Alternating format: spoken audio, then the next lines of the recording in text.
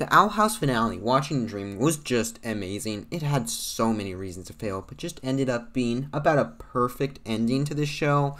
We had so many amazing callbacks and character moments, and it was just a joy to watch. But the episode did have a problem. A problem which the very episode brought to my mind and had left me feeling a tad bit annoyed, and it just could have made the episode even more emotional and succeeded more if the problem had been resolved. Luz should have died in the finale. Actually died. Although her going and meeting the Titan, then coming back in that new costume, it was really fun. Luz staying dead would have been something much better for the story. Already, the immediate aftermath of Luz's death was intense. We had the Collector finally understanding the fragility of humanity. Ida and King, they revert back to their more savage selves. The lights spreading everywhere. Camila crying just by sensing her daughter died. It was so emotional, but if Luz actually stayed dead, we could have had even more reactions and made it even more painful. We could have had Amity, Lilith, Hootie, even Bump. All of them could have given us really interesting and tragic reactions to Luz's death and make her sacrifice feel so much greater. The worst part about the sacrifice is that although it was very emotional for the 1 minute or so, there was no lasting impact felt throughout the rest of the episode or consequences, something that was lost due to Luz sacrificing, because nothing was lost. If it didn't happen, we wouldn't have had much change. Now, there are two recent examples of how to do sacrifice well. We have Amphibias, which, although not perfect, figured out how to get the consequences. Anne dies, but is reborn into a new body.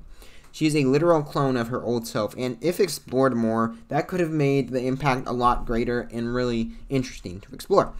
And in June, Netflix released the Nimona movie, which is extremely similar to the Owl House, except the protagonist actually dies.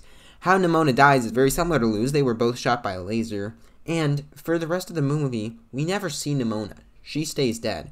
But right at the end, the last second before the credits roll, we hear her voice.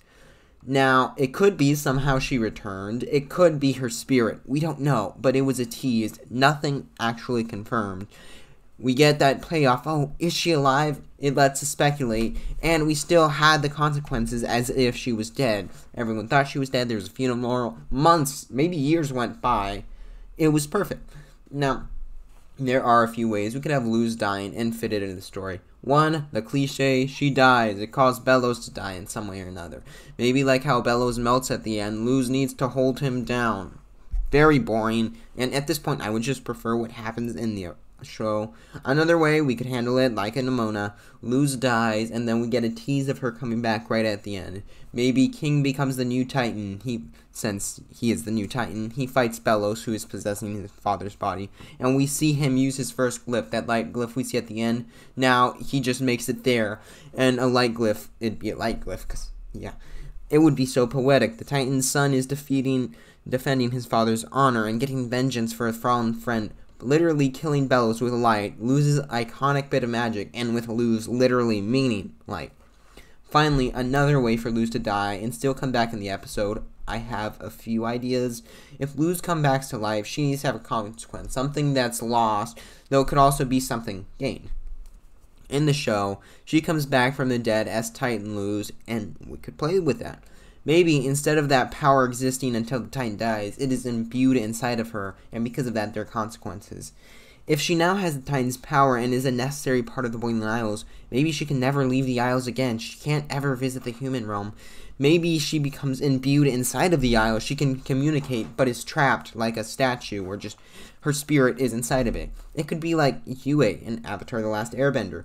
Luz is becoming one of the Isles, able to watch over her loved ones in a way where she'll always be with them in the world, but not where she'll be able to touch them and possibly not even be able to talk to them that much.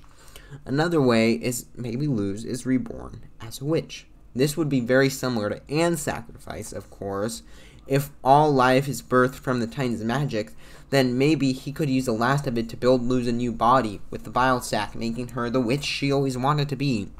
Now, I'm very conflicted with this idea because throughout the show, Luz has been trying to be a witch, and constantly she's being told she can't be one, and I'm not sure if letting her become a normal witch would be conflict with the character arc, or if it would serve it and help strengthen it because her perseverance, she became a witch. I'm not sure which way I go with that, so I'd probably not do that.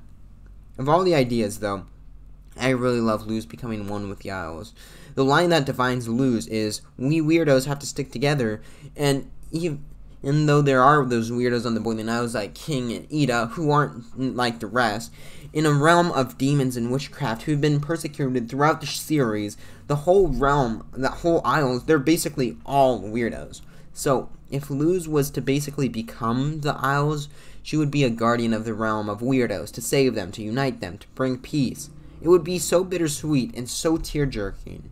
Now, our biggest loss of Luz actually dying is that we wouldn't have the epilogue, but I think the story could be altered easily enough where we can have it fit into the story without changing too much. Now, the first part where we see everybody's new jobs, what they're up to, that could pretty much just stay the same.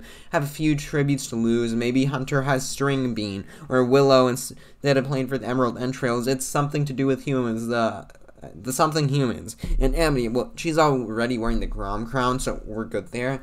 Then, instead of having the King Seniera, we could have some tribute to Luz. Maybe it is a statue. Maybe it's the Owl House being turned into a museum in her honor. The Collector rearranges the stars in her image. It doesn't matter what is done so much, but that it's something that unites everyone to celebrate her and her memory. And then, just as it's about to end, like a whisper in the wind, we would hear Luz's voice saying, "Weirdos stick together." Then we would have a toast. Either everyone says weirdos or Luz the human or both, and then just end it there instead of the bye. I mean, I love the bye, but if we're changing this, we should probably have what they say at the end changed to, again, just to fit it better. I love watching and dreaming so much, but I believe having Luz actually make a sacrifice of herself could have made the ending so much better. We had such a build-up in the moment of her death, and then having no lasting consequences, it just felt like a tad bit of a letdown. Maybe my pitch of having her become part of the Isles and actually dying, maybe that's too dark for Disney, so that's why it didn't happen. But I think it could have really wrapped up the show in such a bittersweet way that really lives up to all the other emotional moments we receive throughout the show and just be the perfect payoff that just makes us cry but also happy and would just have so many confusing emotions but just be handled really well. Anyways, though, that's all I have to say. Sorry for no face cam today, because I'm scared of having a hit on me by you guys. Also, there's a hurricane that knocked down my internet, so I couldn't transfer a video of my face, so, there's also that.